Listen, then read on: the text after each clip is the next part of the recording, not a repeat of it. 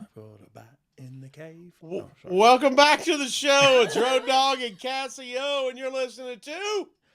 I'm Batman. Oh, you didn't know? The first one. It's me. It's television's Road Dogg.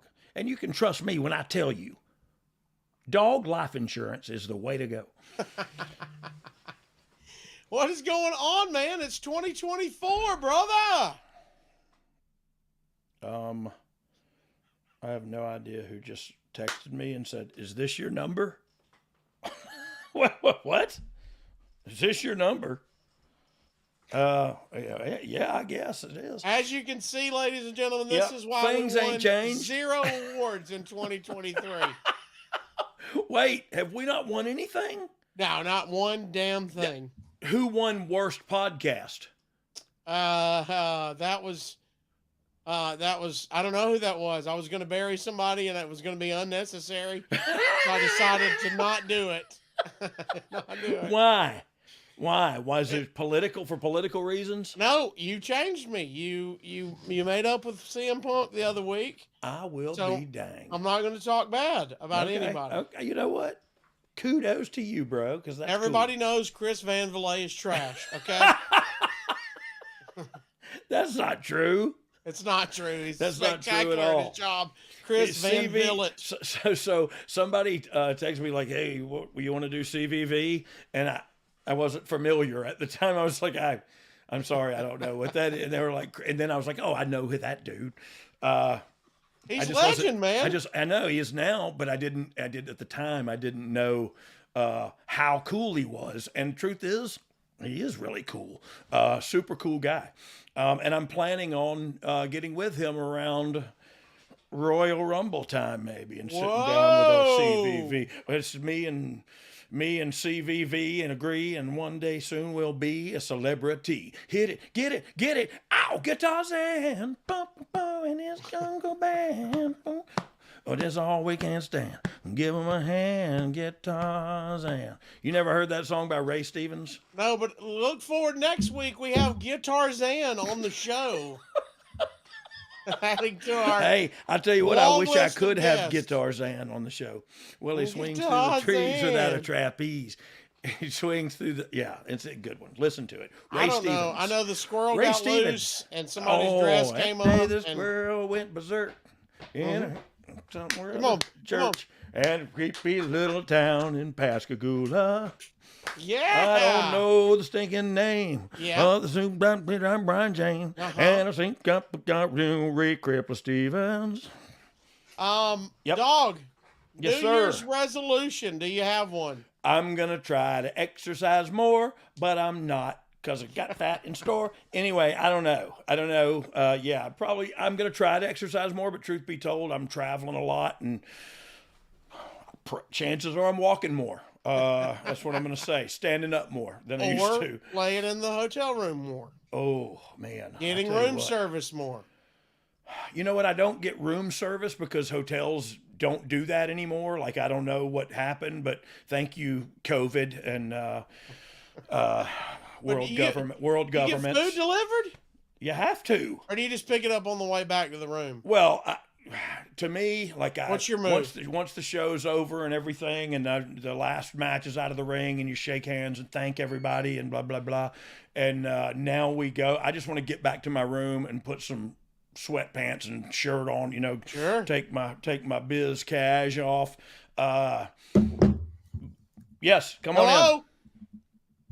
Is that my Jim? wife? Jim. Robert. Rip, you get back under the desk, you spun of a sitch. Tessa. Ray the Crippler Stevens, you get back under there. I call him all kind of names. Elias? I don't know. That was weird, but I loved it. Was it me? I don't know what me. It was Dom, probably. No, it was producer Dom. No, it was Dom. Oh, it was you. In the Thank God, because thank God. Lord have mercy, Dom. See, award Lord, Dom, Lord have mercy on your soul. Let's get this cranking. Let's get meme of the week. It's not that serious. First meme of the year, too. You know, my kids called my mom Mimi. Oh, you said meme. My bad. Meme of the Tier. week. Meme of the week. What do you got for us, Dom? A meme of the week. Me at the red light trying hardest to pretend I don't see. Hey, you know what I do? And you can ask a friend of mine about this, and he got so mad. You can ask old Double Hote about this. I give him money. I give him all kinds of money. Here's the deal: the bad people have ruined it. I know, but you know what? It used to be the jam. Reach out, give them some change, let them move on, and help their life out. Give them a change. Now you roll that window down, they're going to be like trying to sell you stuff and guilt tripping you. Sometimes I want to buy those things, though. You know what I'm saying? What you got? What you got? You ever is it hard or soft? You ever had the guys that start washing your windshield for you at the red light? Yeah, that's a high deal. Sometimes seen them selling water in traffic. Yeah, sometimes it's dirty. You ever have the lady trying to sell you flowers? That's a good move too. Yeah. Sometimes I need makeup flowers. You know what I mean? So these people I just give them money. But most of the time they do have a gun. But I give no. I don't care. It's money. I like money. Money's cool, but can't take it with you.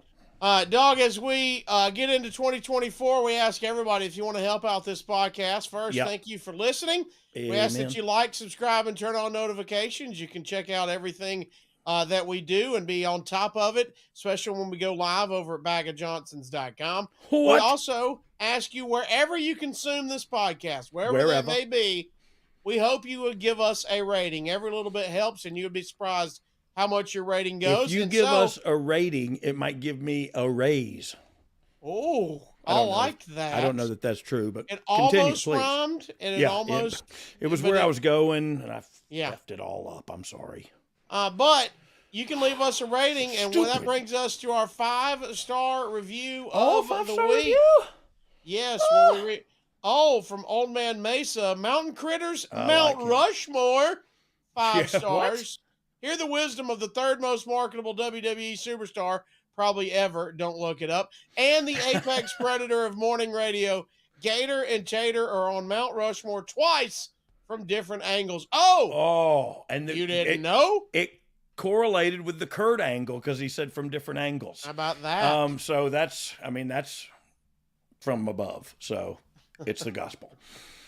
It was Old Man Mesa. He is a wise Old Man Mesa, who is, I don't know, he was the guy who had the 10 Commandments first, and then he sprained his ankle. So I'm not sure if that's accurate, but you heard it first here, folks. You heard the blasphemy. You heard the blasphemy first here. Old Man Mesa. Yeah, or he might have been the guy who founded it first. He turned his ankle. He might have been the guy who founded Arizona. Little known story from Deuteronomy. Everyone knows that. Take a look in the good book today. You got to get your read on. Yeah, right after Zacchaeus was a wee little man. Yeah, the wee little man was he. Yes, we talked about Old Man Mesa tripping and falling and dropping the commandments. Like I said, or he could have founded Arizona. Either one. He's somewhere in Deuteronomy. An important figure in history. He is. Yeah, or was almost. I don't know if he duded his mommy. I don't know who that we were talking about there. But I get it. Sometimes I crack you up with the stupidest stuff. I don't know if you just got the giggles or what. You just it pops me though. It pops me in my heart. Hey, I want to, before we get started, we have a great topic today as we begin our new year. We do. We're going to talk about wrestling over the last 40 years. But before we get into that, I've been thinking about this over the holidays, and it kind of was on my soul. So I want to bring you in and get your take on it. You're very, you're a deep thinker these days. I may cry. Would you rather have... It went the wrong way already. Oh, my word. I love you. Would you rather have nipple-sized fingers or finger-sized nipples? Nipple-sized fingers. So all your fingers are the size of nipples. I might have to go with finger-sized nipples. Boy, those are long. Look. I know, but think about how you cannot grab anything with them little bitty fingers. Oh, They would be tiny. Oh, could you type fast? I could wear a shirt, bro. I could wear a bra. Well, they're gonna stick out. They're the size of fingers. When it's cold. Oh my gosh. Look like Madonna in her steel bra back in the day. Well, I don't care. I can do whatever I want. But I do think you got to go nipple size, finger size nipples. Yeah, because you can hide it a little bit. These are my finger size nipples. Boy, mind your business. That first time you take your shirt off at the pool, though, man. Yeah, but hey, I love how they run if they're not erect, how they bounce when you run. They're like tassels. You think they spit? Hey, you can do three-way helicopter if you're butt naked. You know what I'm saying? Bad part is the nipples got me by 2 inches. Anyway. Almost had the Y-axis and a rotor in the back.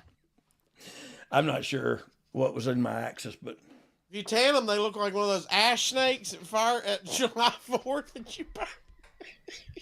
you know those ash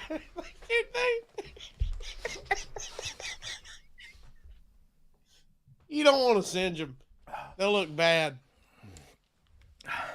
I had to stop listening to you so I could swallow. Are you mad? I'm not mad at all. That was hilarious. I just had to swallow that. Oh, I know. I love those. They don't do anything, but they just burn like a snake.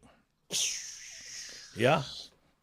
And I always pinch the back of one of my grandkids' legs or somebody when it goes. Like, watch out. You know what I mean? And because you think something's gonna happen. Because I'm an a-hole. Yeah. As a kid, you're like they're gonna trick me. Oh yeah. They've added a pop at the end or something's gonna happen. Yeah, nothing happens. I tell you what, though, for real, there's not a whole lot better than that grand finale at a big fireworks show. Come on, you know what I mean? Like, and it's also almost sounds like some like some Bollywood stuff. It sounded like a song. Yeah, that's what I'm saying. Yeah, Bollywood boy, Bollywood, we love Bollywood boys. What was that fireworks sound like again? I don't even What's know the grand finale sound like again? I can't do it no more. You nailed it, by the way.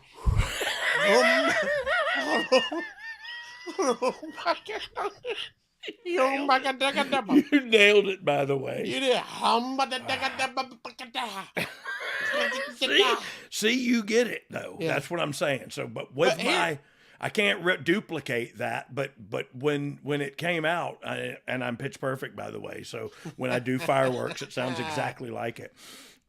New Year's resolution: Everybody quit recording them though. They don't show up good on video. So stop. No. There's nobody's ever seen your video went by. That was great. Well, thank God they showed that because they don't have fireworks where I live. Anyway, the fireworks never look good on video. Support your local fireworks display. Yes. Done at your local.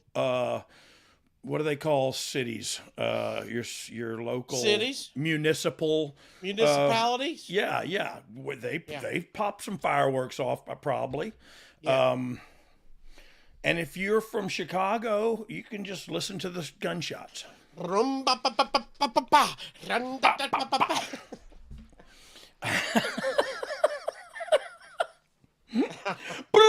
sorry. I want somebody to turn your fiurworks deal into a GIF. That's all I want. Okay, that's a good deal. You were nailing it. Yeah, all right. That would be awesome. Do that, somebody with more time than we have. Beverage. All right, here we go. You know that doesn't have any caffeine. Never did. Sprite. Beverage. So what we did the Mimi of the week with Kurt Angle. We did the 5-star of the week with the Angle of the Dangle, and now we're going to get into the topic. To the topic. Meat. The meat of the great. Yep. 40 years of wrestling. So stay tuned. I haven't been wrestling. 7-hour podcast. Yeah, I haven't been wrestling for 40 years. I want to make that known right off the bat. But basically what this will be talking about is, and I haven't looked at this, seen it at all. That goes to my being ill prepared. But it's basically a walk back about how I personally feel and what my opinion about some of the stuff that wrestling and been done in wrestling and has changed wrestling and all that in the past 3 to 4 decades. I have been wrestling 3 decades now, but I'm not wrestling anymore, so I stopped counting. Let's talk about that ever-changing landscape of professional wrestling. Yeah, that's turned into today. Sports We want to sit entertainment. under the learning tree, and you learned from one of the best, Bullet Bob Armstrong. Yep. You've mentioned it before in some of our past episodes, but just to talk about it again. Tell me what were maybe some of the basics you learned from him that he stressed over and over again. You know, first off, all this stuff's going to be just my opinion and my feelings and my personal experience. There's going to be a million different flavors and different ideas and stuff about pro wrestling, sports illustrated, sports entertainment. And so these are just my opinions. One thing my dad taught me though was he almost let me experience stuff and then would respond to me in a fatherly way more so than taught me about wrestling. His lessons were always more about life. And that has played into wrestling a great deal. But then when I would respond to something, and I'll give you an example here in a second, but when I would respond to something or say something to him, react to something that happened to me in my career at some point, and he would smarten me up. My dad didn't pipe my, didn't fill me full of pipe dreams and stuff like that. He was a very realistic person. And so one of the examples was, I got mad because they were going to make me lose on TV. And so I told him, and I've told this story before, so it's not a secret, hey, I don't want to do a job. And I'll never forget, he said, you don't want to do a job? Well, you got a job, don't you? And just him talking to me, and I can tell from the tone, I'm pretty good at reading the room, always have been, especially with him, because the room is very clear. So his tone changing when he said, "You do it, they want you to do a job." Well, you got a job, don't you?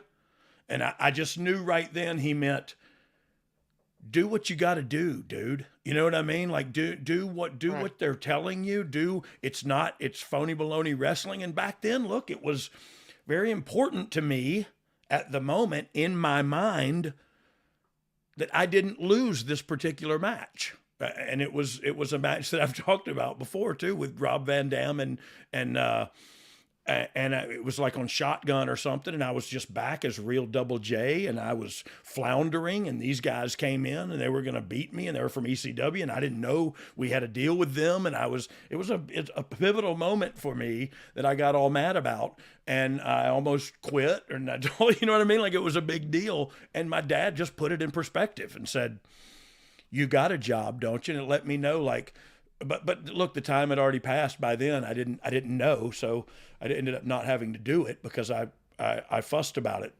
But he told me, don't fuss about doing a job because a job's not real.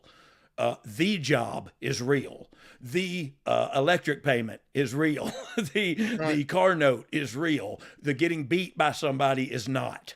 And so don't wear that crap home and don't wear it on your sleeve. And look, a lot of guys do, and I'm one of a lot of guys, you know what I mean? So you got to kind of get older to get a little wiser in that way. So yeah, he taught me some things that were, I don't know. Look, he told my brother Scott, you'll never be the world champion, but if you play your cards right, you can work in this as long as you want to in this industry. And he did that. You know what I mean? He did exactly that. And he was never world champion.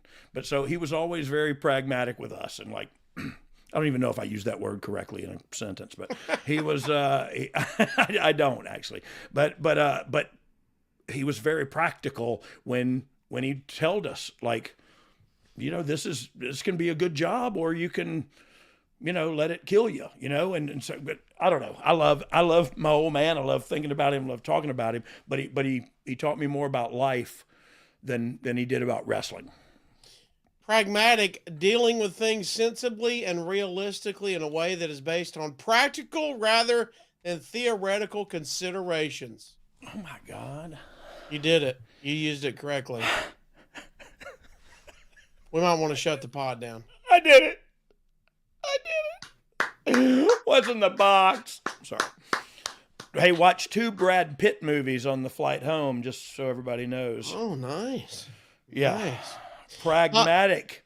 The next T-shirt. It just says pragmatic. That's what all. if it's like Illmatic, but it's pragmatic? It's kind of, what is Illmatic? One of the greatest albums of all time, Beastie Boys. I thought it was Licensed to Ill. I mean, I said Beastie Boys. Nas. Oh. Illmatic. Illmatic, got it. Never heard of it in my life. God, what a faux pas I did. I did License to Ill. I said it. I just That's said okay. it. I set up my own thing, my own reference, and botched it. I like the fact that you botched it, though, because I see the correlation and I understand the botch. Makes me ill. We can make you ill all you want, but I get it. You know what you should do, though, is beat yourself up about it. Nas Jr. Slow and low. That is the tempo. Who do you remember your dad telling you taught him? Did you hear him give credit to people? No. Okay. He always gave credit to experience. And that was what he said. Like and when it comes to that, experience in the industry doesn't mean I've had 100 matches.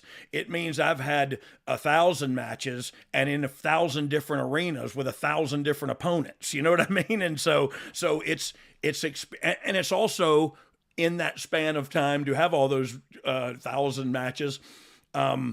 You would have life experience gained all along, and so you would learn the backstage politics. I lost you guys again. I'm having a FaceTime. Let me decline. Can you see me? I can see you. Yep. Okay, you guys, let's just continue on. I'm gonna try to get. You want to jump back in? What do you think? Yeah, I'm gonna try. Let's see what happens here. If you need to exit out and come back in. I'll be in there twice. Yeah, I'll be in there twice, and I'll have to dump out one time. But so we were talking about my dad and him teaching me. Oh, I can hear me echoing. I can hear me echoing in your ears, and I sound like rear poots. Sorry. Is that better? Yes, that's better. Cool. Is it better for y'all? Is it okay? You're normal. You've been normal. Yeah, you sound good. You're normal for us. Yeah, cool. Thank you. So yeah, we'll just edit that part out and we'll go. So we're back from that beautiful episode of Hello, Charlie. Thanks for joining us, Casio Kid, a.k.a. Casio Kid. Boston Charlie, a.k.a. from Kansas City. Brian James, the name. That's right, 2 first names. Here we go. In 3. Oh. All right, Dog. You talked about your dad not really teaching you per se, as in they were taking lessons. Did he ever talk about who taught him in this, or did he? Well, how did he get his training? What did he say about how he learned? So truth be told, we never talked a lot about how he got trained and stuff, because he kind of got trained the hard way and just thrown into some matches when he was very young, but he was strong, and so he held his own, and he was good looking, and so they came to him and asked him, hey, are you willing to be a wrestler? Because of the bench press competition that he had won when he was a fireman, and some people saw him, were looking for I guess prospects, you know what I mean? And the guy thought Dad was a big, good-looking dude with big arms, and gave him the nickname Armstrong, and away he went. But yeah, he didn't do a lot of training. He did some on-the-job training, and that's probably why he spoke about life experience being the best teacher. You know what I mean? And I think that's true in all walks of life. Is you go through some crowd. Look, I love the fact that I got to go in WCW really quick, and then WWE is the WWE at the time is roadie, but then it all was too fast, and I then I had to go to Memphis and go to Germany and kind of learn how to wrestle. You know what I mean? Like I didn't know what I was doing, and so to learn how to wrestle each night with different people, and it used to be very different back in the day, and there was a language barrier in Germany, and so it was much more of a bit of a struggle. And 30 years before me, it was twice as much of a struggle. So I don't know. He was just a big, good-looking dude. He was kind of the Bruno Sammartino of the South, and he was a big barrel-chested guy that the people believed in. And do you think that experience, yes, is a great teacher. Experience, yes, gives you that growth. But do you think at some point, hey, I'm going to need that training? AKA, there's a lot of guys and gals now that try to make it in the business on the indies. Yeah. And then when they get signed, now we got to go to the performance center and kind of hone everything in. And truth be told, if everybody would not try to do what they see on TV and just try to learn how to work a little first, you know what I mean? And I think that's, look, my generation probably started it all, where now everybody's just, there's The Rock and Austin were over, I'll just do that. Those guys were over, we'll just do that. And it's, I don't know, you got to kind of learn how to work. And that's what I mean by experience is out in the crowd. And I'll tell a quick story that kind of goes to what I was talking about. Like Gunther and Miz had another real banger of a match. And on Monday night, like it was an awesome on Monday night. Whenever we taped it was a while back now, but what a great match. Miz came back and said, "Man, we didn't talk about anything. We just felt the crowd and went with it." And I thought, yeah, that's how you do it. You know what I mean? Like, yeah. But that's not what some people. It's foreign to some people. And look, you don't know what you don't know, right? Like I don't know Chinese arithmetic, but I can barely do English arithmetic. So it's, you don't know what you don't know.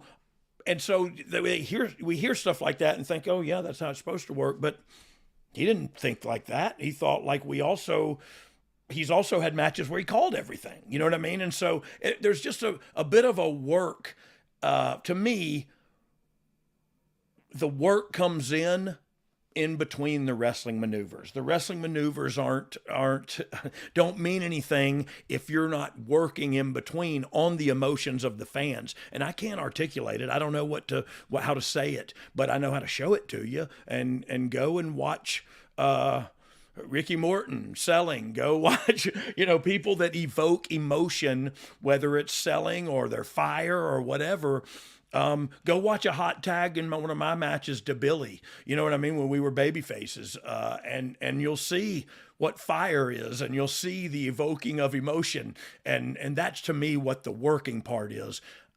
I can choreograph a big athletic spot if you want me to, but it's not my strong suit. I'd rather kick you in the gut and then yell at the crowd, or you know what I mean? Get a rise out of them, feel where they're going, what they're buying, and then go from there. Go with my feeling. This is one time you act with your feelings and not your mind. You know what I mean?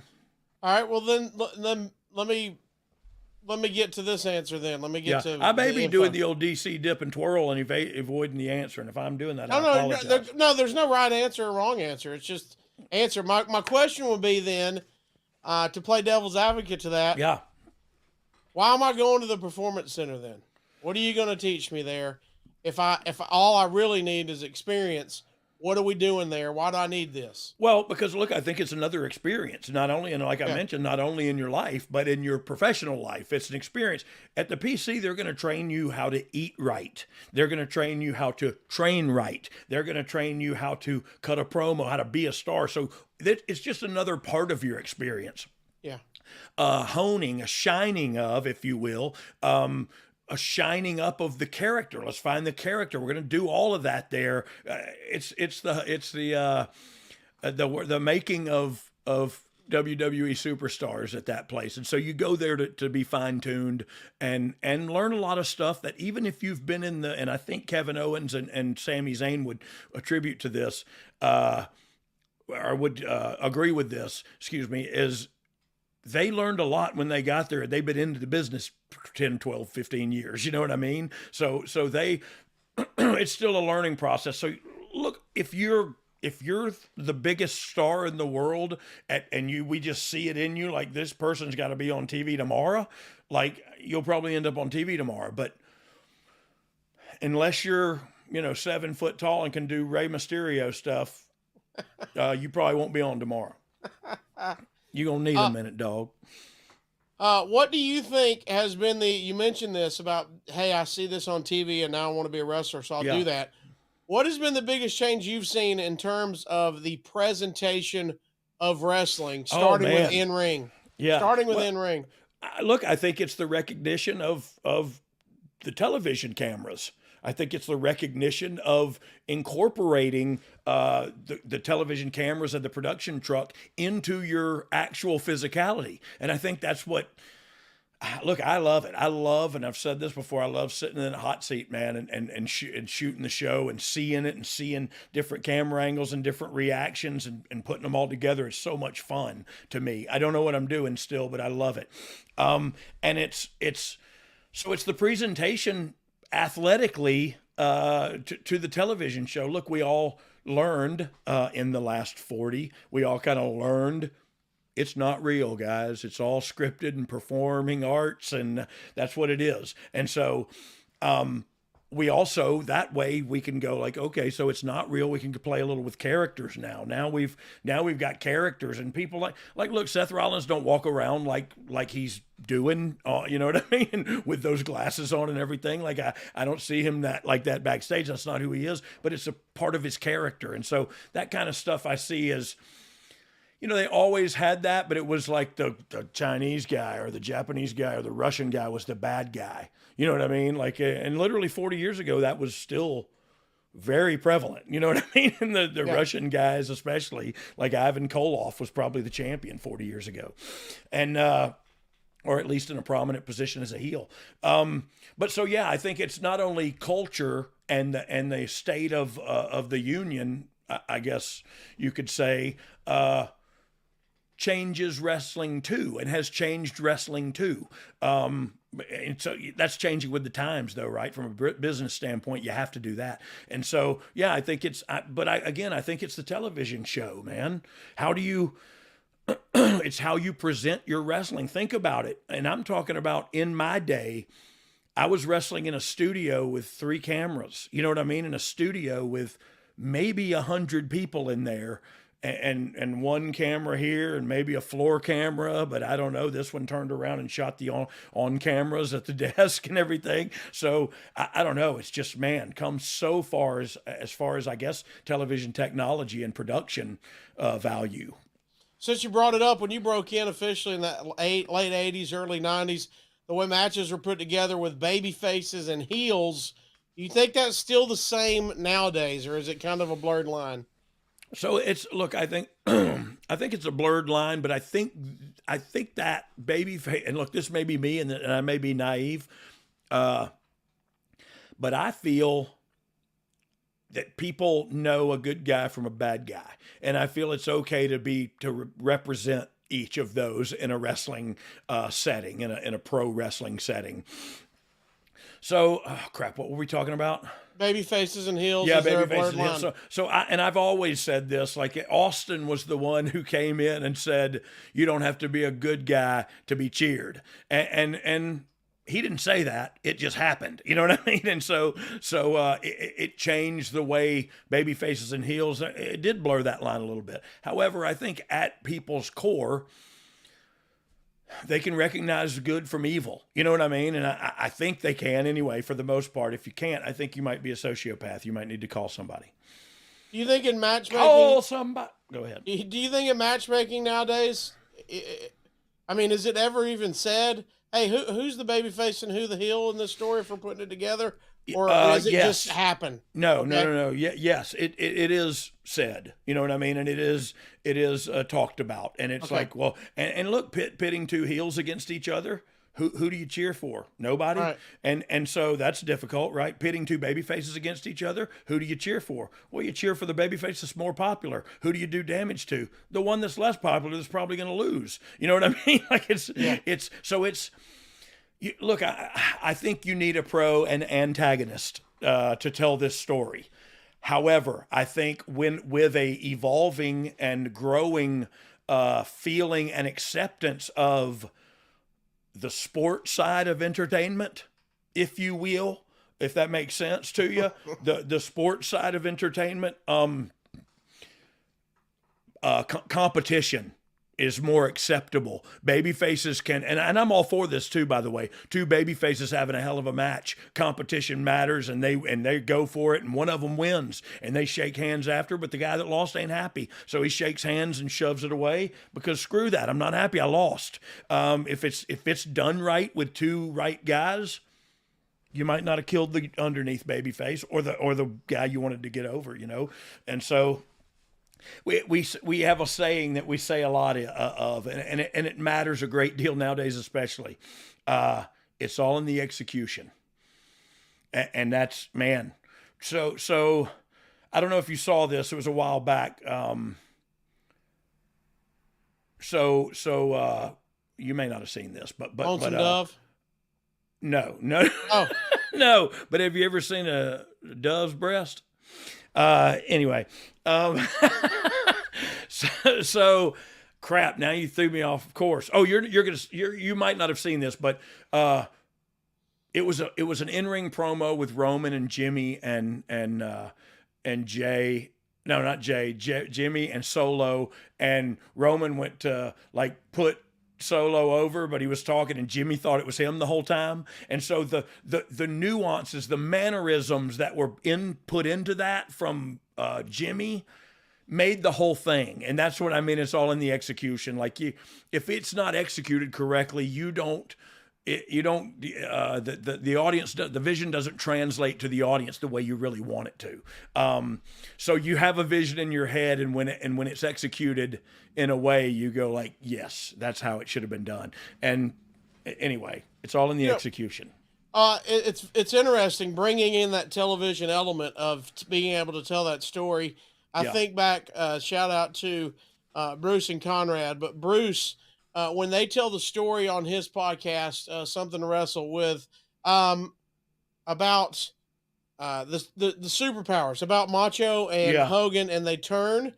And when you go back and listen to that, because as a kid, I'm just watching it, experiencing it. Yeah. But when they went back and broke it down, and they're talking about all the little, you know, when Macho gives him side eyes, when he he hugs Elizabeth, and Macho kind of you don't realize as a kid what it's doing to your mind, but as you go, you go, oh, they were setting this up. They've been setting this up for telling a little story, long. And it's just with nuance, Easter eggs that tell the story. And look, fans are smart now, and so you gotta really try to tell it really brilliantly, or everybody goes, oh, we see that coming, you know. Right. And my take on that is like Sasha Banks and Bailey were always going to turn on each other, and always not, and then they didn't, and then they were going to, and then they didn't. It's because people would get so like, we see this coming, and then we go like, okay, should we do, you know? Right. So you just, I don't know that you can draw the line so much anymore. What do you think the biggest element is that is missing in professional wrestling in ring today? Reality, to just suspend the people who already know it's fake, suspend their disbelief for while you work. And look, I would argue, watch a AJ Styles match. I know we don't talk about the name a lot, but Benoit, watch Chris Benoit, like his stuff, it was real. Like there was nothing he was doing that didn't look like it was real physical combat. And that's what's missing today. Not from everybody's work, but I think largely, it was, and look, my generation is probably to blame where we, you know what I mean? We started just hot shotting everything in the Attitude Era. And so, but whatever, but that's, I don't know, man. Well, you know, I don't even remember who it was. I watched a match the other day. It was not WWE. I don't remember now, but the guy's on the shoulder. It's a tag team match. They get him up on the shoulder. The guy's going to come clothesline him off the top rope. Yeah. But he's sitting up there and he's doing this like he's a cartoon. Yeah. You know, nobody does that when you're wobbly. What would you be doing? All while not getting off the dude's shoulders. Right. You know what I mean? But cartoon move. You make time so I'm glad you brought this up, because this is exactly what I've been talking about with the work. And the work is the reality part that I'm talking about. Not how you take the bump, how you set up, how easy you go up for the bump, all that bull crap. It's how you look while trying to take the bump. You know what I mean? Like, I got to try to get him in his hair, and I'm going to hit him one time, and all of a sudden, here he comes, whoa! And I'm working through all that, and that's disappeared. Yeah. It's much more of, I'm on your shoulders, and we step right up. You jump off of there, and you about pissing a cup. And now we go over here, and I'm going to shoot you over there. Yeah. Duck the clothesline, or I almost clipped your hair. And whatever. You know what I mean? But and I'm making light because everybody works real hard. But the truth of the matter is, there's a lack of reality and that's the art. That's the whole art of wrestling, is the act of reality, the act of physical violence in a real way. Now, look, I realize, and I'm not an idiot. I know in a real fight, you don't shoot me off and I duck a clothesline and drop down and hip toss and clothesline.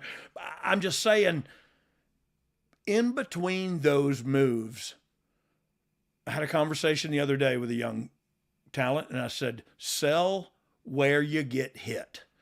He'd been over for a backdrop. He got kicked in the shoulder, where everybody does, and instead, where everybody does if the opponent's doing it correctly, they hit him in the chest or in the shoulder, not in the face. He popped up selling his nose. You know what I mean? And I just said, don't do that. I get why you did it, and I understand the thinking, but that's not where he hit you. You know what I mean? And you can create the same space both in time and distance if you sell your shoulder where he hit you. You know what I mean? Like you pop up, spin in a circle, back for the next thing, whatever you need to do. But don't sell somewhere that he didn't hit you, because that is a disconnect for audiences who may not can articulate it. But, that's fake because he kicked him over there. You know what I mean? And so anytime I can make them forget it's not real, man, I shoot for that my whole match. And I want people, and look, don't go back and watch my crap because I was an idiot and I was on drugs and I did it all wrong. I'm talking about from my 30 years of experience, how I would do it if I had it to do over again and I was sober and more athletic and in better shape and better looking. Speaking of in-ring, everyone always talks about slow down, work holds. Why is that important? Because that's time for the emotion. That's when the emotion gets to interact. And that's why it's almost like, hey, I'll literally watch a match nowadays and just think, I dare somebody to get them in a wrestling hold. And even if it's to do nothing, it's doing something. You know what I'm saying? Even if I get you at a rear chin lock and we go all the way down, and I've told this story before and I'll tell it again, because I just had a long conversation with one of the Usos who said one of their mark out moments was beating me and Billy for the tag titles in Chicago. And I thought, that's really cool, man. That's really cool for me to be a part, because I think him and his brother are one of the greatest tag teams in the history of WWE, and their lineage goes back to their grandfathers being the greatest tag team. And like I'm a mark for them. You know what I mean? So it was cool to hear that. I was in the ring it was his brother that I was in the ring with, had him in a rear chin lock in that match. And I said, go all the way down. And so we laid all the way down on the ground. And he said, Dogg, I feel like we should be doing something. And I said, we are doing something. And he said, what? I said, well, I'm breathing, and we're giving these people a chance to catch their breath. And right as I was saying that, somebody started going, And I said, all right, so here we go. So start moving a little bit. Start giving me something. And he started moving, and I started fighting with him. And all of a sudden, we started coming, and that clap turned to that clap, and 4 claps, and 8 claps. And all of a sudden, we got him. And we started coming up, and I pulled his hair back down, and we were right back down. And I said, okay, now let's just sit here again, because it'll start again here in a little. It'll take a little longer this time, but let's just breathe. And we were doing nothing, but it was to elicit something. You know what I mean? It was to get these people to, let's get them involved. Even if if they know it's happening and it's by design and they don't even know they're getting caught up in it. I'm selling, if I'm in a rear chin and I'm pointing to this person right here, come on, you, right there, you. And then that dude starts clapping and they're like, oh, come on, you, clap. I start working, and the guy, now he's fighting to hold on. You know what I mean? And for one thing, the hold has to look like he's really holding me, or I'm really holding him, or else none of this matters anyway. You know what I mean? And that's what I'm talking about is, man, think about it from a reality standpoint and go at it like that, knowing you're going to get shot off the ropes and drop kicked every now and then. Your brother Brad was almost revolutionary in the 90s, and not to discredit anybody else in your family, but he pioneered a style early on combining high flying and still doing mat wrestling as well. Who would you compare Brad Armstrong to today? Or who would, I guess I would say, who's today would be like a Brad Armstrong? Yeah. I don't know if people are going to hate this or not, but maybe like Daniel Bryan. Okay. And I say that not because he was a shoot wrestler, but Brad could wrestle you, and he learned how to do that, being trained and in Japan when he was young, and oh, yeah. Dom said I mentioned Cameron Grimes too. Yeah, Cameron Grimes, because he can wrestle. He can wrestle any style. But that's what Brad, to me, learned a lot of that stuff in Japan. He was such a quick learn and a quick study. He knew the basics and then went to Japan early on. And I think he learned a lot over there, man, because he could do it all. You know what I mean? Like he could, if you got in a wrestling thing and put him in a hold, he could get out of it and reverse it, whatever. I could never do any of that. You know what I mean? Like working with Regal and them, they'd put stuff on me and all of a sudden put themselves in something, and I'd be in charge and going like, oh, what am I doing here? I'm in charge now. But so Brad just knew how to adapt and work every style. And was very athletically gifted. Like he could do it all. I don't know, man. I said those, I like a good Austin Theory. I just don't know if he's a good grappler or not. But he's a guy that reminds me of a young Brad Armstrong. Just can go and very student of the game, wants to be better, wants to impress. But Brad didn't work to impress. He just worked to do as best as he could, and it was impressive. You know what I mean? When you see the big meaty dudes out there tearing it up, how's the big man changed from when you were there to now? Bro, the big man can fly now. You know what I mean? The big man can, the big man's finish is a splash off the top. The big man's, you know what I mean? Like it's a different game. And I'll even argue we have a different giant than we had 4 decades ago. Cause look at the evolution of Andre into the evolution of Paul White. And look, I know they had another giant here or there and everywhere, but truth be told, it was Andre, Paul White, and Is there another one? And I'm literally drawing a blank here, but is there any the new other? ones are almost, but and almost is even an evolution of Paul White, because I agree just in size, and I'm sorry I forgot him because I actually agree in size, but more athletic than Paul White, I would argue, and I'm sure Show will be happy to hear that, but I think almost is, and so it's like we got holy mackerel. Big Show was a lot more athletic and a lot more, gifted as far as being able to move and being a giant than Andre was. And then you got Omos now, who's more so than Big Show. So, and I still think we ain't seen the last of, or the best of almost. Like he works a lot of live events and he's getting better and he's impressive.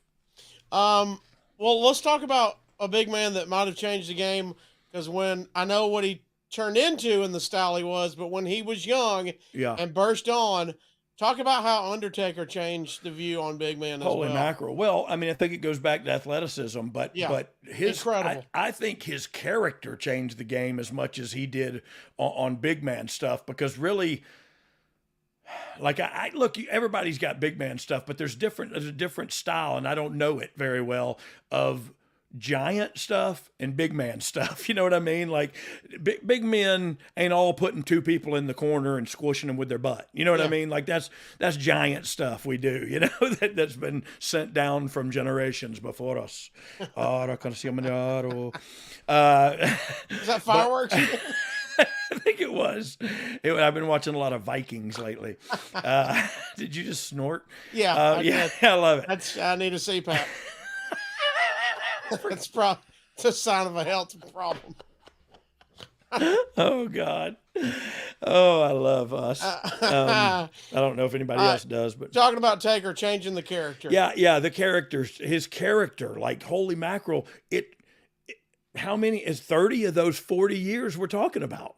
Incredible. He's been around and doing it. And look, I think his work has been both methodical, but you've seen him walk the ropes. You've seen him fly. But he also brought you great gaga with the getting on the knee and the hand and the spotlight and the urn and the Paul Bear. You know what I mean? Like, I don't know, the character to me set the pace for a different time in pro wrestling. And maybe that was the birth of sports entertainment, was the Undertaker. You know what I mean? His character and his rise. 'Cause it was special, man. He's a special dude, and his character. And he adapted over the decades. To everything. That's the thing, is he could work with anybody too. You might not have seen, and you even saw him do some big dives over the top and stuff. So not too many successful catches on those dives, if I remember. I'm sure Mark was thankful for that. But yeah, he changed the game. Not just in the ring, you know what I mean? Like, which I think is, I know there's been an evolution in wrestling and how it all works and all that, but I think the bigger thing is, and what we talked about at the beginning, is the television aspect and the presentation of it all now, and it's all very it's presented very well if you watch USA or Fox. I'll just leave that there. Let's get into something you are very familiar with: tag team wrestling. Oh, I thought you were going to say herpes. I thought you were going to let the cat out of the bag. Tag team wrestling. I do love a good tag team match. The last 40 years in wrestling, tag team wrestling has changed dramatically. I mean, dramatically. Yeah. From Ricky Morton's hot tags to double team moves, heat segments, all that. Let me ask you this. Yep. Do you think tag team wrestling is at its best moment, or was it better in the past? There's been some hot tag team moments in the past. So yeah, it's probably not as hot as it's been right now, but I do say on our side of the street, Damian Priest and Finn Balor and Senior Money in the Bank, like having the unified tag team championships, that's pretty strong. So they're putting, and look, they defend those titles too. So I don't know, it's strong right now, but I feel like the divisions have been stronger in the past. There was more emphasis put on them maybe in the past. I will say that. But do you think as a style and presentation wise, do you think it's as good as ever? Well, you just have to judge for yourself. Do you like bookends? Do you like the Ricky and Robert? Do you like the Rockers? Do you like the guys that match and that do everything together? Or do you like, you know what I mean? So it's all actually flavor of the week for people, which whoever they like. But it's not flavor of the week. I'll take that back. It's a team that gets over. You know what I mean? And it may be two guys that were put together, and I only use, like I said, my own experience. Is me and Billy were two singles wrestlers who were put together to form a pretty successful tag team in this industry, and we were two singles wrestlers all the way through. Like, we very seldom did stuff together. You know what I mean? Like, every now and then we'd spike pile drive somebody. It was only because Billy was stronger than I was, and I wanted to be involved. So I'd go, hey, let me jump off the second rope, and you know what I mean? and so. It's all about what you like. And look, what I'm saying about in the past is maybe, just maybe, there was more emphasis and more choices on tag teams. There were more tag teams, I guess. Now, you got 3 or 4 tag teams between the two shows that are kind of dominant, and that's because they're kind of dominant. You know what I mean? And I don't know. You just don't have the choice you used to, I guess. As far as overall, wrestlers have gotten more athletic. As you said, now your performance center, you're teaching them how to train, teaching them what to eat, teaching them how to get their bodies in the best shape. Yeah. So just technology's better. I mean, everything gears them towards being more athletic. Yeah. Is that a good or a bad thing for wrestling? Well, look, I think it's a great thing. I think it's a great thing to speak of for humans. At least some of us are getting in shape and are athletic. You know what I mean? So because I think it's the evolution of sport too. Like, look, how many people take jujitsu now? How many people take wrestling classes and do all this physical combat training? And even if they're not a violent person, they may take that for self-defense, for whatever, for how they work out. And so I think the evolution of combat fighting has evolved. Remember the Iceman that used to knock everybody out? Oh, sure. Like, he wouldn't last a minute right now. You know what I mean? Like, not only is he old, but I mean, even back in his day, the evolution of the fight is different. You know what I mean? And so it's more mixed martial arts. Yeah. And so that's what we've implemented into I think, well, not we, I've never done that, but some people have implemented that into their performance. And I think it adds to the legitimacy, but I think what you have to do is then commit to that legitimacy and learn to work in between that cool stuff too. But again, that's the opinion of an old crab apple. Let's get another opinion from an old crab apple. Are matches better today than they were 30, 40 years ago? So 40 years ago, no. And I think because of the fact that people know it's not real. I think 40 years ago, people were still wondering. Some people knew it was real, but some people really believed.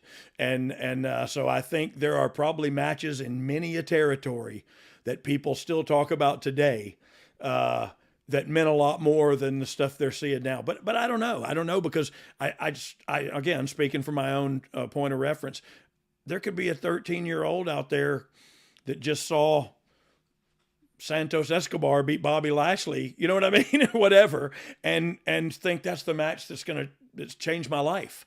You know what I mean? I saw him cheat and win, and I've decided I'm going to cheat to get to the top. Or I saw him do that and I'm decided I'm not going to do that or whatever, you know what I mean? But so it's all about your perspective and your perception and where you're at in your life. And you know what I mean? There's a lot of intricacies that would go into answering that. However, there are huge WrestleMania matches and moments that I think like, oh God, whenever Randy Orton wrestled Seth Rollins and he went to curb stomp Randy and Randy popped him up higher and hit him with an RKO out of it. I'll never forget that as long as I live. Like, I thought that was the coolest thing I've ever seen in my entire life. You know what I mean? And it still might be to this day. Like, it was just, for one thing, I didn't know it was coming. So it was like, oh, they're going to kick out of the curb stomp because I knew Randy was going over. It was like, oh, no. Yeah, I popped anyway. What? Mark. Since we're here, you mentioned numerous times on this show. Yeah. And I maybe correct my wording. Randy Orton is the best television wrestler we've ever had. Is that your quote? Yeah, 100%. What do you mean by that for people that hear that? He knows how to play every camera. He knows how to play the crowd. He knows how to wait for the music to be just right to go. Duh. He he gets every aspect of having a match on television. Watch how slow and methodical every move he makes is. He's perfect. Like, I don't know. Maybe I got a thing for him. I'm not sure. His thighs are huge right now. Don't think you're the only one. I want to take a bite of his top left ab. It looks like that one specifically. Yeah, because it looks like Hershey bar. It looks like he has like 6 Hershey bars. But I've eaten the corners off of them. You know what I mean? Who's the best wrestler you've ever been in the ring with? Dang. Just wrestler. Yeah, I've been in there with a bunch of good ones, man. So I'm probably gonna overlook somebody and offend somebody. And what's new? Give me 3. Well, Kurt Angle comes to mind just because he was a machine of memory and of physicality. Just impressed me. Impressed me how he had a match with me. And my lungs weren't a part of it. You know what I mean? Like, he literally drugged me through like a longer match on TNA that I wasn't, I was half unconscious for half of it because I couldn't breathe. You know what I mean? So wow. I was just that blown up, and he was just putting me in places and talking to me and keeping me there. And it super impressed me. It landed on me like, he's a machine. I get it. I understand. You know what I mean? All the hype. I understand every bit of it. I knew he could beat me up when the third time we ever met, and he took me down on the concrete. Like, okay, he can beat me up. So he can beat me up whenever he wants to. I get that. But then I wrestled him like later on in our times too, and it was a lesson learning moment, a humbling experience. But as far as like, I mean, Benoit was really good in there. Benoit was good. Everything looked real. Everything felt real, but not like he really kicked me in the gut as hard as he could. But he kicked me in the gut. It looked like he would kick me as hard as he could, but he didn't. You know what I mean? Does that make sense? Like, everything he did made... And it helps you react to getting hit that way. If you don't, I can't react because I don't know how to. Yeah. Because you didn't do anything. So what am I supposed to react to? You know what I mean? Like, so you got to give me something. Give me something to believe in. You got to give me something to sell. You know what I mean? LMAO, dog. LMAO. Most entertaining wrestler you've ever been in the ring with. LMAO. When I worked with LMAO. He's very good. He's good. Everybody talks about him all the Philippines. Time. Yeah. Well, you know who it was just BB Brown from Memphis. Was LeMayo? Yes, yeah. So I say that again, the Filipino luchador. Most entertaining wrestler you've been in the ring with. Oh. So I've never been in the ring with this guy, but so two guys I'm going to name. Okay. One is Grado. Okay. Do you know who Grado is? A British fellow. British fellow. Very good. Very funny. Hey, hairy ass. He is hilarious. He is, to me, to watch him work, to see his entrance, if you watch all that and you don't, like, it doesn't tickle your fancy, then our fancies are different. You know what I mean? You got a different kind of fancy. I've seen it. They are. Our fancies are different, my friend. Oh, are they? Yeah. You don't like him? No. I mean, mine and your. I've seen your fancy. You just and it is different. Mine is shorter. I love Grado. I'm saying our fancies were different. Fancies are different, right? Blue Chew was last month. So let's. Dom thought he had a hairy arse for real. No, I was trying to. But I changed it into Hill. Oh, I heard hairy ass. Yeah, but then you heard Hill. And I thought, wow, we're getting a deep scoop on him. No. Never seen his arse. Okay. But have seen him wrestle. Think he's hilarious. The other guy is, man, I don't know how you keep Mankind out of this conversation with all the characters and all the versatility. But I'm gonna say, for me personally, I loved Santino Marella. Yeah. And look, you're talking about, to me, entertaining is, I don't need you to wrestle good. I don't even need you to wrestle well. Everybody's gonna have a different definition of it. Yeah. I don't need good wrestling, but I actually think all of those people I mentioned can actually work too. So it doesn't affect me any. I mean, some people will go, "Oh, Grado's work rate isn't exactly 5 stars," and then I'll say, "Well, whoa, nobody wants to train with square wheels." And then I would say, "Hill hairy ass." Sorry, we've Philippine luchador. Just put up a shot of the Philippine luchador. He's choking to death. Sorry. I wish I could get that accent that you just used on a T-shirt, and it just said, "Who wants to train with square wheel?" Don't you remember that line from the? I think it was Island of the Misfit Toys. Nobody wants a Charlie in the box. Everybody wants a Jack in the box. Nobody wants to train with. Anyway, I love that part. I didn't know you had that in you. What were the other day we anyway. It's almost cowardly line. Yes.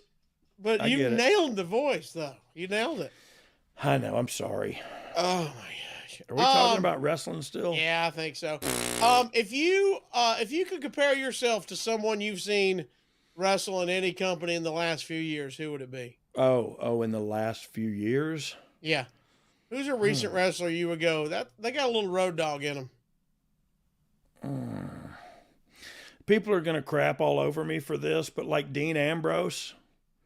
Okay. I just feel like he's a little dirty dog. He's a little white trash. He's a little collar up on his blue jean jacket. Suck it, dog, if you don't like it. You know what I mean? So I don't know. I think he could be working at the gas station and you go, "Fill her up, sir." Or he could be the headliner of the Kurikan in Tokyo, Japan. I just made that up too. I don't know if that's a real thing. But I feel like that was the road dog. You could see him working at the gas station or wrestling, whatever, and he's kind of cool there. It was a trailer park gangster, dog. TPG. Who would be the person you'd want to have another match with if you could? My brother Brad. There we go. Yeah, I'd like to work. But not now. Against or with? No, against. Oh wow. I want to feel him. I want to feel him. I want to feel him in there because I never got the chance to feel him. I worked with my brother Scott. I worked with my brother Steve. I worked with my dad, but I never worked with Brad. But I'd also love to, and look, this is also when I'm in the attitude, maybe 97. You know what I mean? I'd love to, I'm 97, maybe he's 97. He was probably still 10 times better than me. But I would love to feel that also. Kurt Hennig is some from the past, Barry Windham. I see guys today, and I don't know who I would like to have a match with. Probably be a tag match with somebody. You know what I mean? On the real, like the Usos or the Bucks. Somebody like when we were in our day and they're in their day, like somebody. See how y'all can go after it. Yeah, and just see what happens if we have chemistry with those guys, with people. You know what I mean? Because that's the cooler part to me is, I can have a wrestling match with anybody, but can I have a good one? You know what I mean? And can I be a part of that, or am I a deterrent? Because that's when you got to be self-aware and work to your strengths and not to your weaknesses. Thinking about the business of sports entertainment and how it has came along in the last 40 years. Talk about the aspect of the business side. One, you were talking about, hey, matches might be better 40 years ago. They were doing matches, but also you're in a spot now where you don't have the greatest matches of all time, but you might be selling 100 T-shirts a night, which is changing your business and your brand and everything. Yeah, correctamundo. So talk about how much that has changed sports entertainment as well. So I think it has changed, but I think that's kind of always been the name of the game was Babyface, selling merch, selling gimmicks, selling, for as far as I can remember, Babyfaces were at the gimmick table signing autographs and selling pictures and stuff. So it's kind of always been the name of the game, and it's the carny side of it. You know what I mean? That's the separation. That used to be the carny side of it. You set up a table, you go to the Walmart, agree to this guy agrees to let you sit there for the show before the show tonight because he knows who you are or whatever. And you sit there and you make $50 because you sold a few pictures during the day. But so nowadays, we got stinking fanatics selling our gear, selling our merch, selling our titles, our replica titles. I mean, it's not even the same game anymore. Right. You know what I mean? It didn't change the game. It's a new game. It's a different kind of game. It's a different world. And so, like, to me, it is the sign of growth. And I said this earlier, but to know that we don't sell our own merch anymore. Good Lord, like you got it going on when you ain't got to do that no more. They do that for us. You know what I mean? Take our cut and y'all deal with it. Yes, and y'all handle it. And we know you guys handle it super duper professionally because of your body of work. So yeah, I mean, Fanatics is a huge company. And now that we use them to sell our gimmicks, like, yeah, that's a little bit different than the Bullet Bob and Brad at the gimmick table. You know what I mean? And then the cool part, I saw Matt Cardona saying the other day that he's made more than he ever did in WWE and doing it on his own in his own way. And, doing the pods and doing his own shows and selling his own stuff. And isn't that the cool way of the business as well as – there's not really a one way to do it. No. There's just make your own way. Make your way.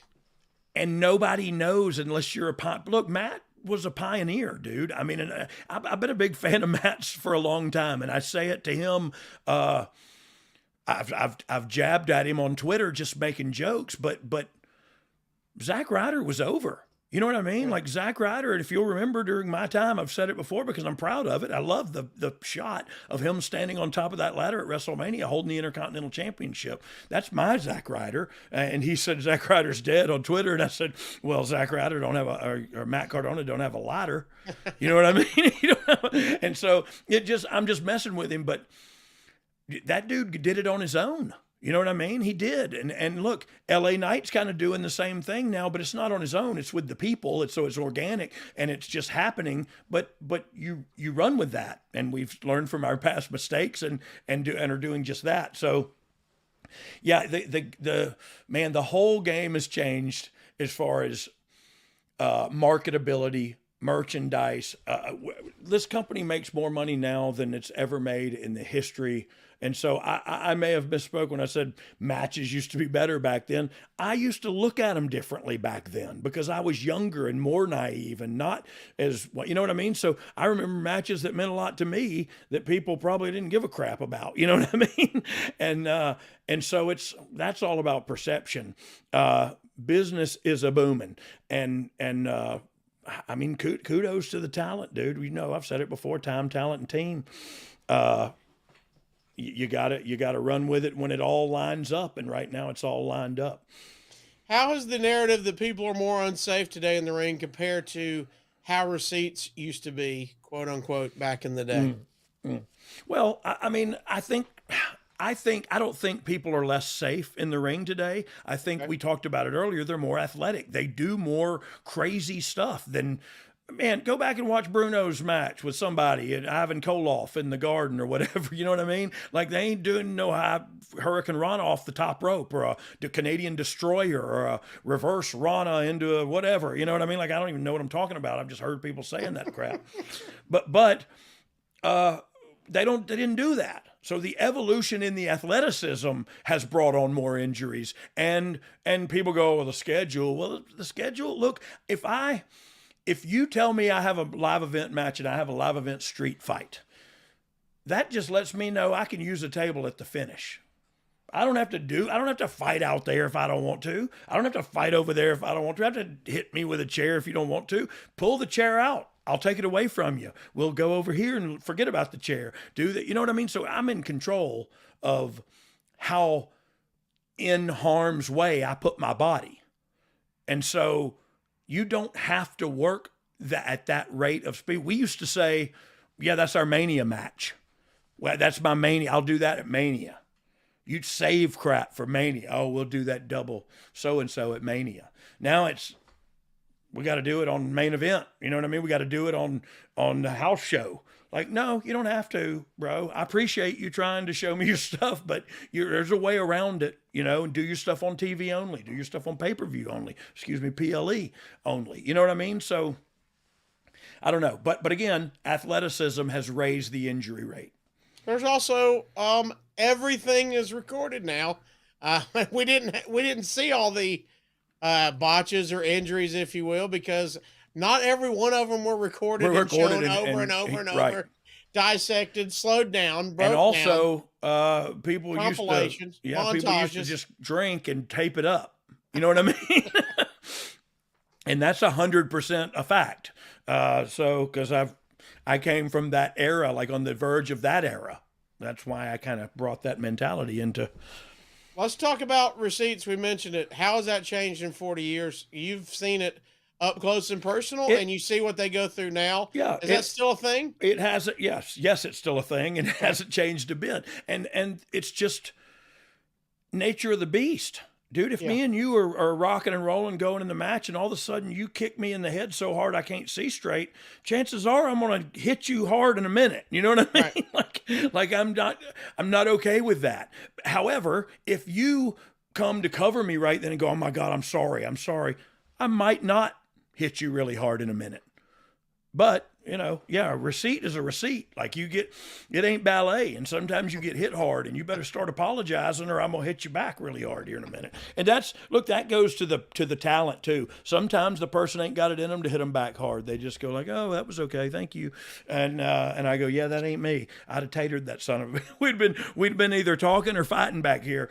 Man, I saw the other day, Shotzi Blackheart put a daggum box on top of EO Sky's head, and then a girl picked EO Sky up on her shoulders, and Shotzi drop kicked her off the top rope. I swear I thought it knocked her head off. Like I thought it was from the movie Seven. And I said, what's in the bag? And her head was in the bag. You probably missed that, but it was on during the holiday. EO Sky she's insane. Yeah, she is insane. Well, she did the spot where she put the trash can. Yeah. C3 she's dead. C3 EO. C3. So, dude.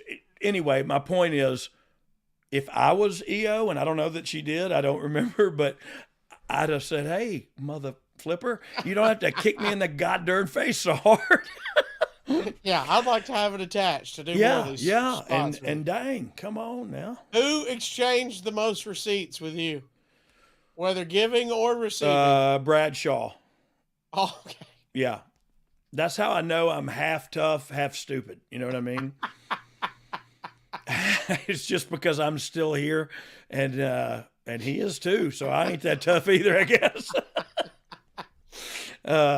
Last question on this. What's something you wish everyone would go back to doing, or you think we are past that point?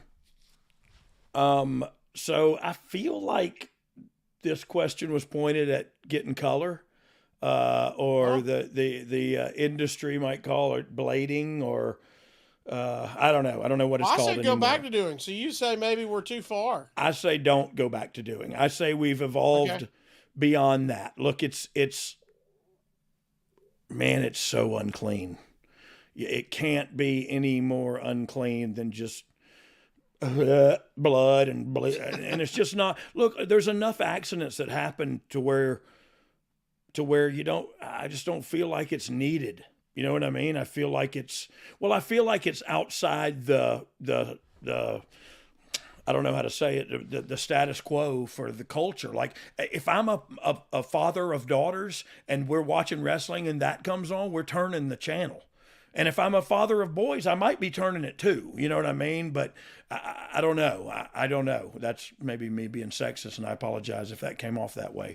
But I just don't think I would watch that. Now, would I watch I get it. It's just as physical and in quotes, violent, a curb stomp and Randy Orton punting people and all this stuff. I get it.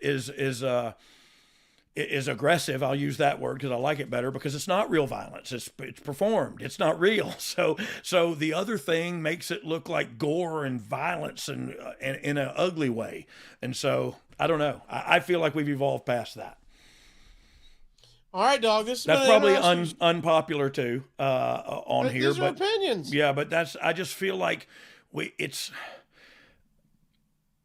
I feel like it's the one. It's not the one thing. There's been a million things. It's one of the million things I've come to agree with Vince on. Like it's the pop culture, whatever. Like, look, there's a reason. The other place ain't doing no numbers. Like they show this kind of stuff and they do that kind of stuff, and it's just not. It can't be popular. For the mass population. I think it has to be, this is the wrong verbiage, but it has to be dumbed down a little. It has to be sanitized a little for mass consumption. And if you want to do big business, you want mass consumption. So you sacrifice a few things, and I feel like that's one of the things you sacrifice. And that's just how I feel, man. Well, look, we are going to be exploring a lot more of your thoughts on professional wrestling and your perspective you know what? all year long, man. Cool. That's I actually want to say something for a second too. Like we kind of threw this together at the last minute, but I felt like this is very philosophical conversations about wrestling. Now, having said that, is an oxymoron, I think, philosophical and wrestling. However, but it is. It's just my take on my 30 years experience. And we do have, that's what I wanted to say that for, is I love this topic. I think philosophy of wrestling is funner to talk about than wrestling. It's the actual wrestling. Cause it's easier, by the way. Cause I can be a dream lover, so I don't have to dream alone. Also, we're going to talk about some topics coming up, like how to be a babyface. And look, again, I don't know how to be a babyface, but I'll try to talk you through it if some questions that people have or whatever. And I'll tell you my take on it, how to be a heel. Same thing. You know what I mean? I'll tell you my take on stuff. And so I think it's very cool that we're getting into some of my philosophical thoughts about pro wrestling, because that really is opinion-based, and you can't get mad at me if you disagree.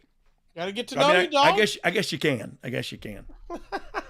Well, you're still in the business after this time, so you're doing something right. Somebody appreciates at least some of your philosophy along the way. Yeah. And look, and still climbing the ladder, so to speak, and still some rungs to go, hopefully. And so I feel like it's worth something. My wisdom, my knowledge. All I know is you are at the highest position in the wrestling business you've ever been at, and wrestling is the biggest it's ever been. That's all I'm saying. I mean, I heard you say that, and I wish that we could replay it really quickly again on a loop. Those are 2 points that exist at the same time. Those 2 points exist at the same time. Yeah. Before we get out of here, Dog, we got to get to some of our old favorites. Don't forget, if you'd like to hear us talk about your business, and your business especially targets 25 to 50-year-old men, no better place to advertise than right here with us on You Didn't Know. You've heard us do ads for some of the same companies for years. Why is that? Because it works with our super targeted audience. There's very little waste. Go to advertisewithdogg.com and find out more about how you can advertise. How about the man, the myth, the legend, Mr. Brian R.D. James, could talk about your product, your event, whatever it may be. Whatever. Your bar mitzvah. We'll shill anything. Quinceañera. And I go to advertise with Dogg. That's advertise with DOGG.com. Tell us what it is, and I'll promote your biz. You feel me, Dog? Come on. All right, Dog, we have got to get to a couple of our segments before we get out of here. And first, I don't know what those are. What do you mean? I'm terrified right now. It's Top Dog. Oh, you can keep the stool sample. Top Dog. We give you 3 names. You tell us, are you a better sports entertainer than that Lord. sports I forgot entertainer? we did this. Yeah. I thought How about this? It was my New Year's resolution that we wouldn't do this one anymore. You said exercise more. Oh, crap. You're right. I'm going to hold you to that. Well, don't. All right, here we go. First up, are you a better sports entertainer than Dean Malenko? Oh, yes. But not a better wrestler. Not even in the same category. That's not the question. I know it was not. I'm just making a statement. I answered the question quickly and confidently. However, I wanted to state that as far as a pro wrestler, as far as a wrestler, I'll just say that, he is head and shoulders above me on my best day. Here's what I've heard. I've strangely never met Mr. Malenko in the business. Really? I have heard that as far as a character guy, on-air persona versus the guy he is backstage, he is one of the most opposite there is. Yes, he is. I heard hilarious. He was hilarious. Yeah, that's dude. what I've heard. Him and my brother Brad, hilarious, and it's. I mean, was incredible to be around those two, and they were friends, and so there was for a while. Look, he traveled in Japan with him and Eddie and Benoit, and so Scotty and Brad and Steve knew them all really well, and they hung out together, and so it was a really funny moment when Brad and Dean Malenko were together. Anytime they were together. All right, are you a better sports entertainer than Johnny Valentine? Oh. Woo, look at that. You know what? This is when sports entertainment was sports entertainment. Johnny Valentine. No. I'm going to say no. Really? Well, hey, look, we're still talking about Johnny Valentine. When was the last time he worked? So I'm just saying. We're still talking about you? Yeah, but that's because I'm on my own podcast.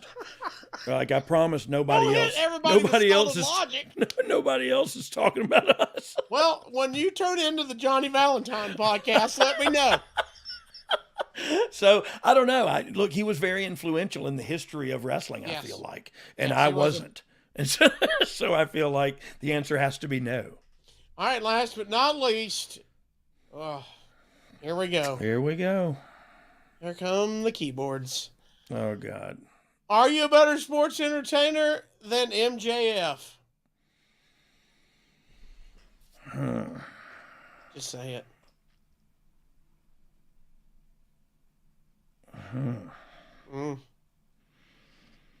Oof. So the fact that I've taken this long should make everybody mad. Are they pissed, you think, by now? I don't know, dude. He's great. Like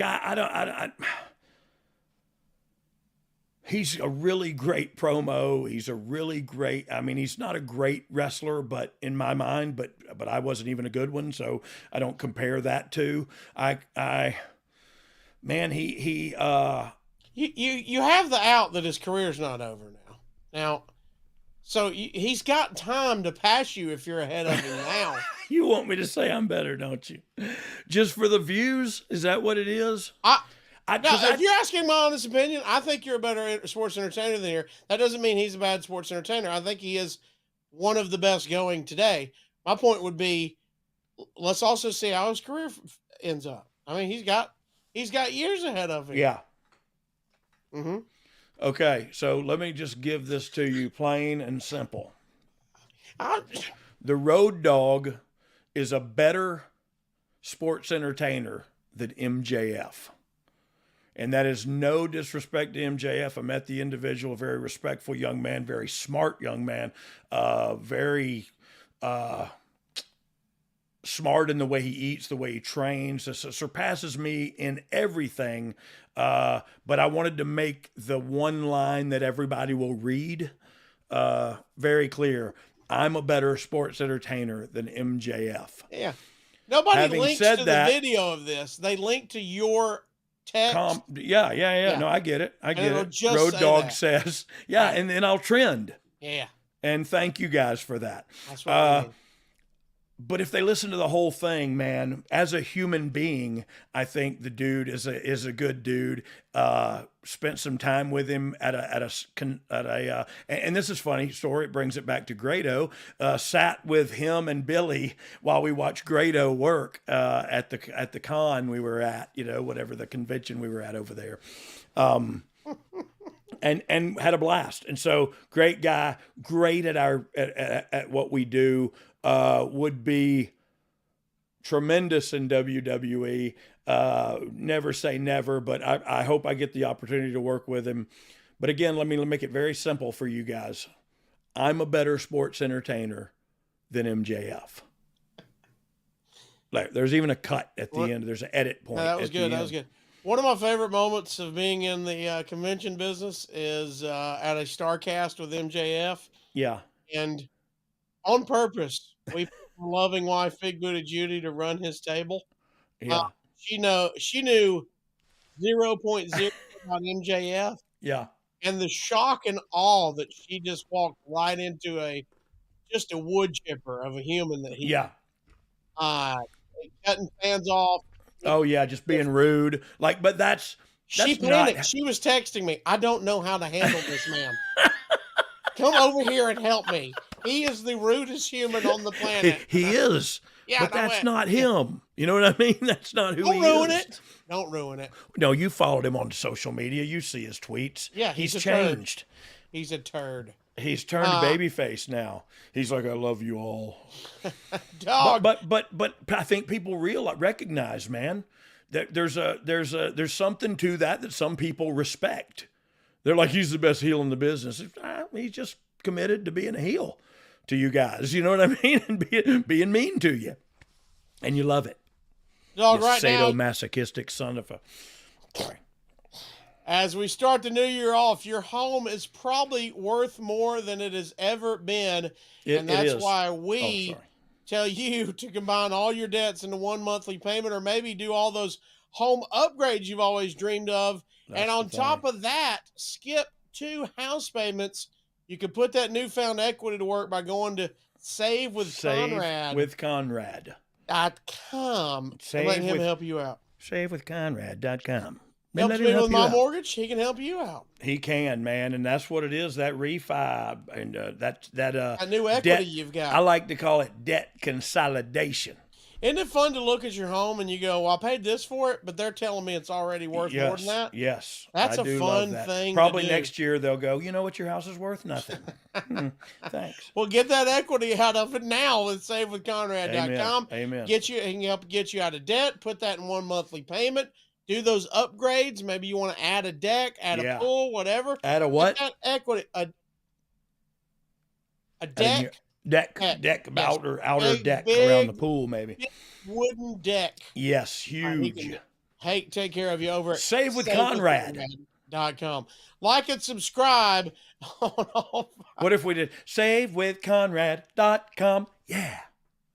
Oh, I like a jingle. I like a good jingle. You can just cut it right there and go, a hilarious deck. Like and subscribe, leave a 5-star rating on whatever platform, whatever deck it is, if it's a hairy-ass deck or whatever. Leave a 5-star rating. You can be our 5-star review of the week. You can follow us on Twitter. He's at Brian R.D. James. I'm at the Casio Kid. Follow the show at You Didn't Know Pod.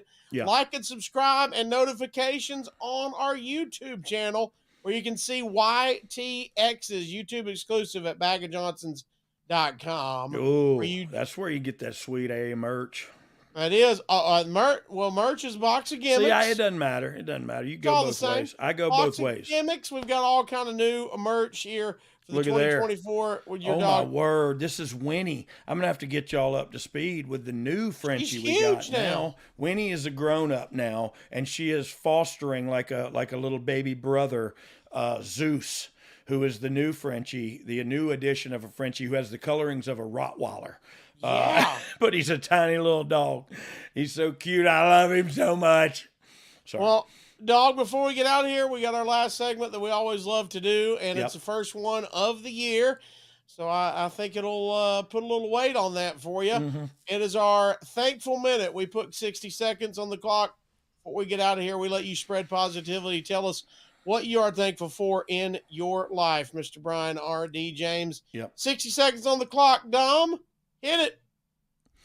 So I'm going to take a minute to be thankful for things in my professional life. And honestly, I don't talk about that too much because it's not the important part of my world. But I'm very thankful for the people that God has put in my life. And I'll be very honest when I say this. I'm talking about Hunter. I'm talking about Billy. I'm talking about Jeff Jarrett. I'm talking about Ronnie Killings. I'm talking about friends of mine that without this industry I wouldn't have, and they're lifelong friends forever. And I'm sure I left a couple out, and I apologize. Wolfie D is one of them. There's all kind of people that mean something to me and are special, and I stay in contact with and I talk to, and they mean a lot to me. So I've been blessed. And in this new year, I've been given more responsibilities, and it just lets me know that the people he's put in my life still believe in me and still think I have value. And if I can look at myself through their eyes, maybe I'll see what they see. How about that? Woo. How about that? Oh God. Get the dust.